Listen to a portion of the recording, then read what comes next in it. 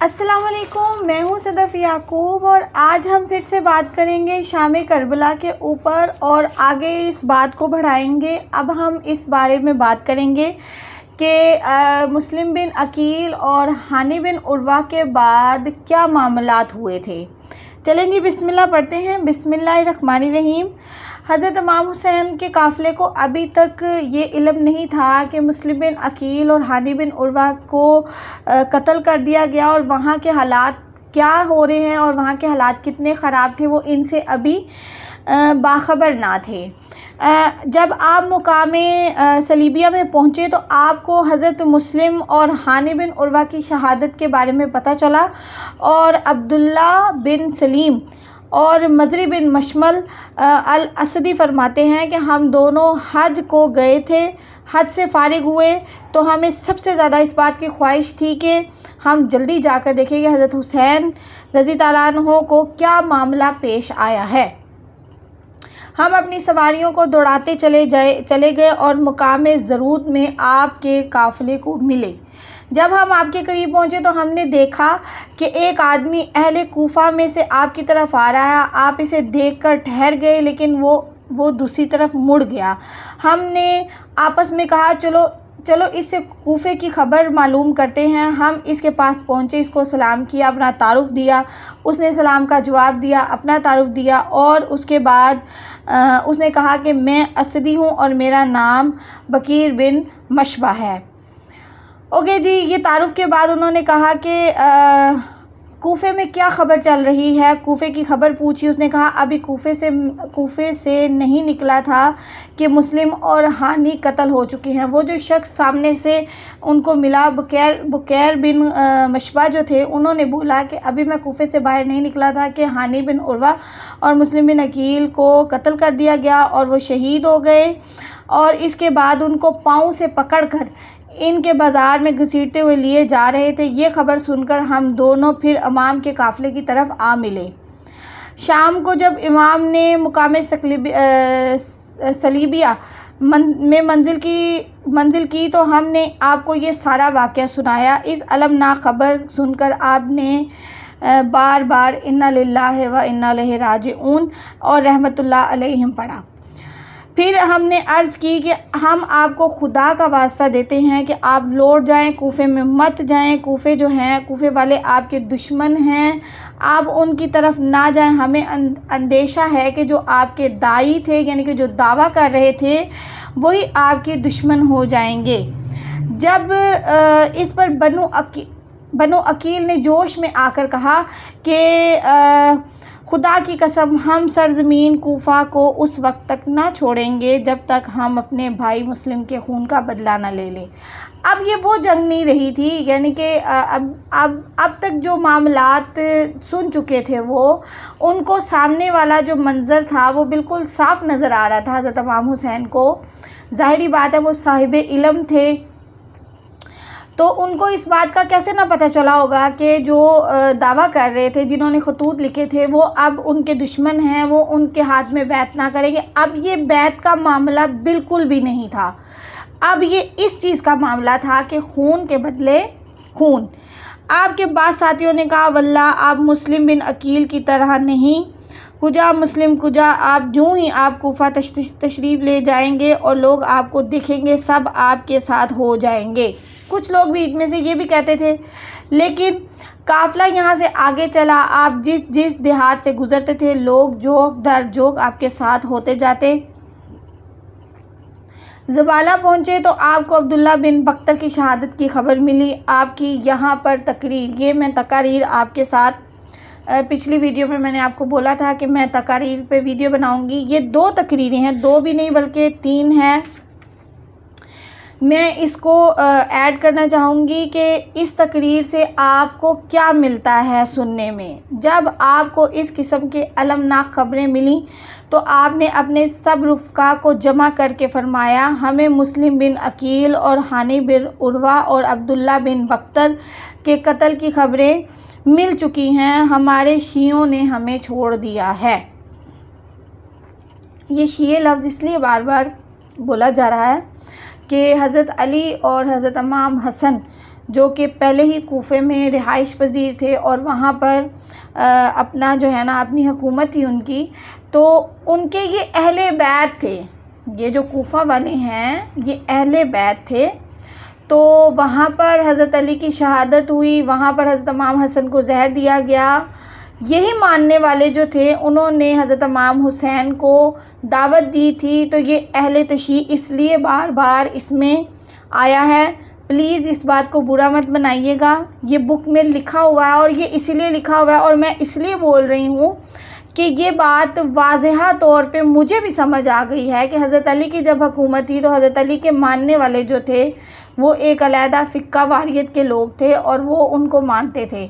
और अहले सुन्नत वल जमात के लोग हज़रत अली को बहुत एहतराम की नज़र से देखते हैं और अहले हदीस के लोग जो हैं वो भी, जो वहाबी हैं वो भी, सब यानी कि बहुत एहतराम की नज़र से उनको देखते हैं।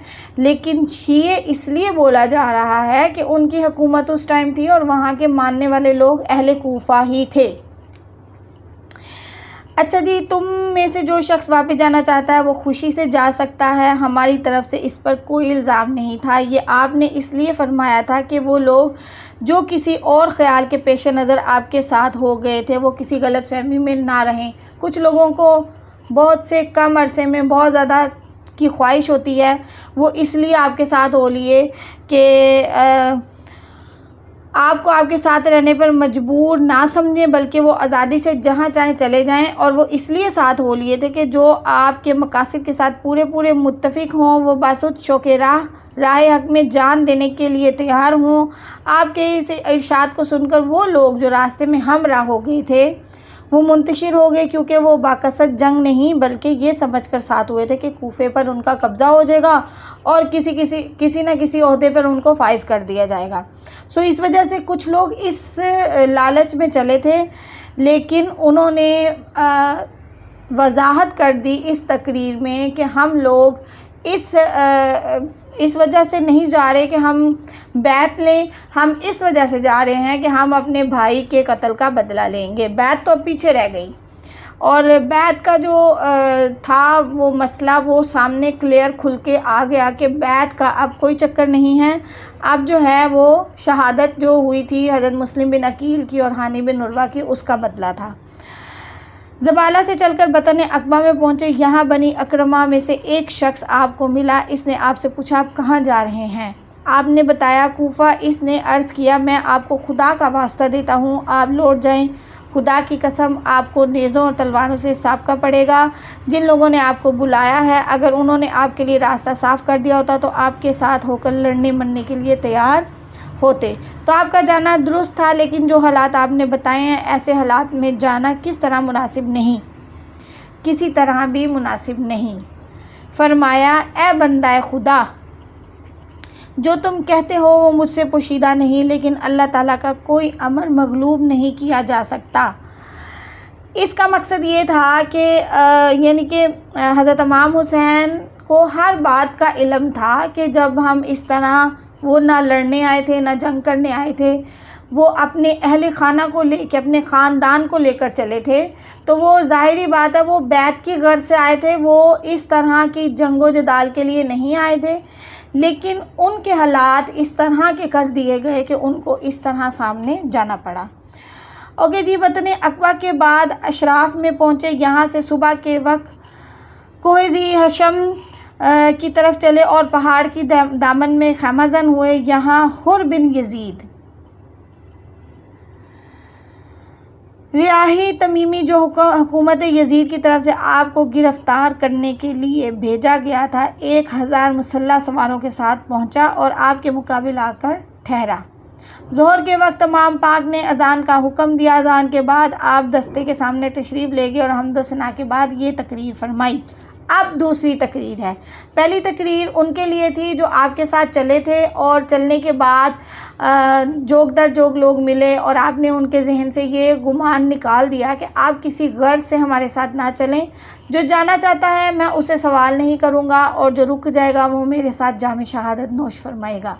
और बहुत सारे लोग मुंतशिर हो गए। अब दूसरी तकरीर है, ए लोगों, मैं अल्लाह ताला और तुम लोगों से माज़रत करता हूँ। मैं तुम्हारे पास आज ख़ुद नहीं आया, बल्कि मेरे पास तुम्हारे खतूत और कासिद पहुँचे कि हमारा कोई इमाम नहीं है, आप हमारे पास आएँ। मुमकिन है अल्लाह ताला आपके ज़रिए हमें राह हदायत पर लगा दे। यहाँ तक पहुँचने का मकसद उन्होंने बता दिया कि मैं आप लोगों के ही बुलाए हुए उस पे आया हूँ। मुझे खतूत मिले थे जिसकी बिना पर मैं यहाँ पर चल कर आया हूँ।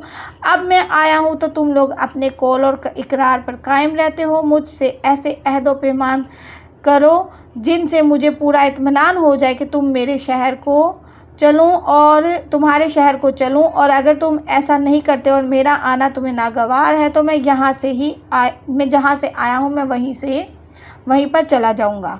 ये सुनकर सब खामोश रहे, किसी ने कोई जवाब ना दिया। आपने मोज़न से फरमाया, अकामत कहो और हुर से पूछो कि मेरे साथ नमाज़ पढ़ोगे या अलग। हुर ने कहा, अलग नहीं, हम सब आपके पीछे आपके साथ नमाज़ पढ़ेंगे। चुनाचे आपने नमाज़ पढ़ाई। नमाज के बाद आप अपने खैमे में तशरीफ़ ले आए और हुर अपने मुकाम पर चला गया।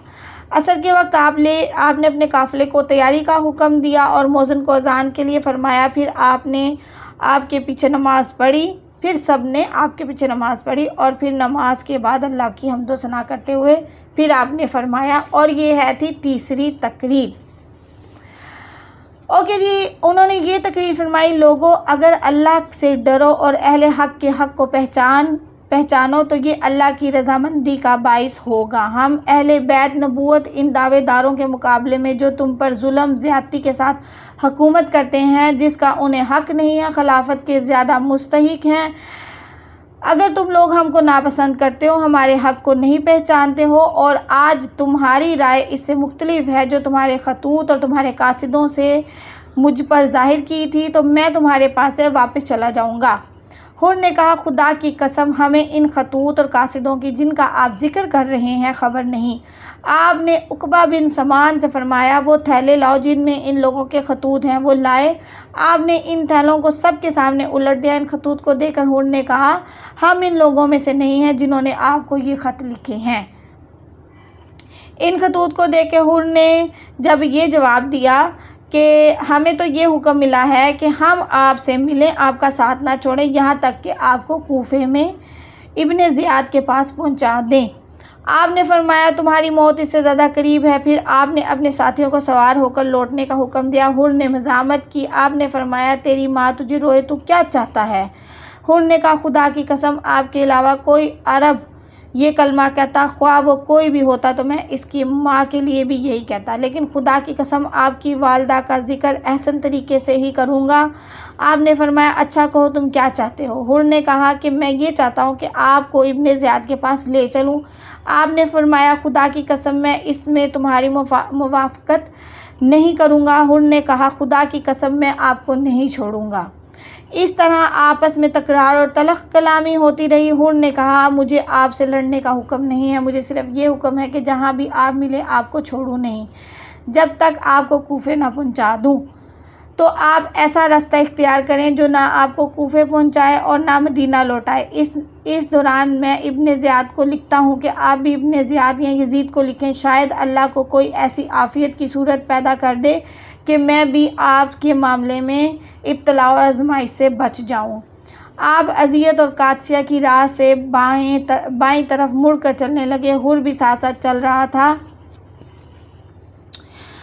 ओके जी, मुकाम बेज़ा में पहुंचकर आपने अपने और हुर के साथियों के सामने फिर एक पुरजोश तकरीर फरमाई और ये तकरीर इंशाअल्लाह ताला मैं नेक्स्ट वीडियो में आपके साथ शेयर करूंगी। ये तकारीर जो थी कुछ पहले थी, यानी कि वो तकरीर जो कि हज़रत मुस्लिम बिन अकील और हानी बिन उर्वा के शहादत के बाद उन लोगों के लिए की गई थी जो कि आपके साथ थे और आप चाहते थे कि वही रहें जो अपने मकसद के हक़ पर रहें। उनके लिए तकरीर की थी, और फिर जो 2 तकरीरें थी वो हुर के लश्कर को आने के बाद उनको बताने के लिए की थी। इसके बाद जो तकरीर होगी वो राह हक़ के लिए होगी इंशाअल्लाह ताला। उसके बाद फिर मैं आपको इन शहादतों का सिलसिला शुरू करेंगे कि ये शहादतें कैसे शुरू हुई और तरमा इब्ने अदी का मशवरा जो था वो क्या था और सरज़मीन करबला से ये वाक़या शुरू कैसे हुआ था। इंशाअल्लाह ताला मुझे उम्मीद है कि आपको इन तकारीर से काफ़ी नॉलेज मिली होगी। अगर मेरे अल्फाज़ में, मैं कल भी कहना ये बात भूल गई थी, माज़रत के साथ आज मैं ये बात कह रही हूँ कि अगर मेरे किसी अल्फाज के चुनाव में कोई गलती हो जाती है जो कि आपको नापसंद हो, तो एक आम इंसान होने की हैसियत से मुझे माफ़ कर दीजिएगा। और इस बुक को इंशाअल्लाह ताला हम जल्द से जल्द वाइंड अप करेंगे। ये बुक इतनी तवील है कि इसको एक वीडियो में या 2, 3, 4 वीडियो में बताना बहुत मुश्किल है। ये बहुत अलमनाक वाक़या था जो कि हमारे मुसलमानों के लिए एक इस्लाम को बुलंद और बाला करने के लिए ये वाक़या रूनुमा हुआ था, और ये वाक़या पहले से ही तयशुदा था। हज़ूर पाक सल्लल्लाहु अलैहि वसल्लम के टाइम से ही उनको पता था कि ये वाक़या ऐसे होना, और हज़रत इमाम हुसैन को भी पता था। लेकिन मुझे उम्मीद है कि आपको ये वीडियो मेरी अच्छी लगी होगी, और अगर पसंद आई है तो प्लीज़ मेरे चैनल को सब्सक्राइब करें और बेल आइकन का बटन भी दबा दें ताकि मेरी हर आने वाली वीडियो आपके पास बर वक्त पहुँचे। मेरी वीडियो को लाइक करें और इस वीडियो को शेयर भी ज़रूर कीजिएगा, और अपना ढेर सारा ख्याल रखिएगा और मुझे दुआओं में याद कीजिएगा। ओके जी, अल्लाह हाफिज़।